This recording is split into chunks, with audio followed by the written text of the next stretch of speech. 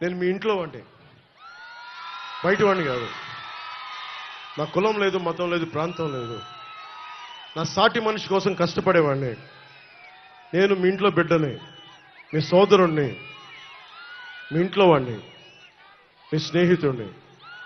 మీరు నన్ను నమ్మి కూటమిని గెలిపించండి, ప్రాణాలు దారబోసేస్తాను మీకోసం. 10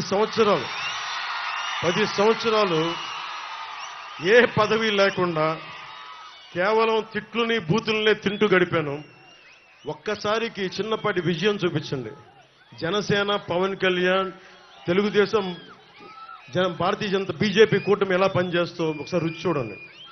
బూతుల వైసీపీ, దోపిడీ వైసీపీ కాకుండా నిర్మాణాత్మకంగా ఉండే కూటమి ఎలా పనిచేస్తూ మీకు అండగా ఉంటుందని తెలియజేసుకుంటూ, దారి పొడుగుతా రాష్ట్రం నుంచి నలుమూలల నుంచి అండగా ఉన్న తెలుగుదేశం కార్యకర్తలకి, తెలుగుదేశం నాయకులకి, తెలుగు మహిళలకి ప్రత్యేకించిన ధన్యవాదాలు తెలుపుకుంటూ, ఆలపాటి రాజా గారు ఆ రోజు ప్రధానమంత్రి గారు వస్తే నాకు స్వాగతం పలికారు.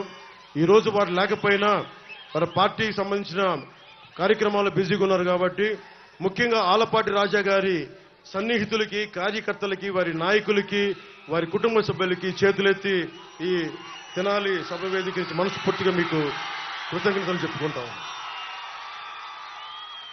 ఏదైనా సరే, ఏ సభ అయినా సరే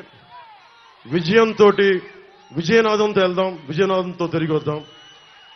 తెలుగుదేశానికి జయం జయం, భారతీయ జనతా పార్టీకి జయం జయం, జనసేనకి జయం జయం. ప్రజలందరికీ, ఆడపడుచులందరికీ, యువతకి, పెద్దలకి అందరికీ దిగ్విజయం కలగాలని ఆశిస్తూ, hello AP, hello AP, hello AP, జై హింద్.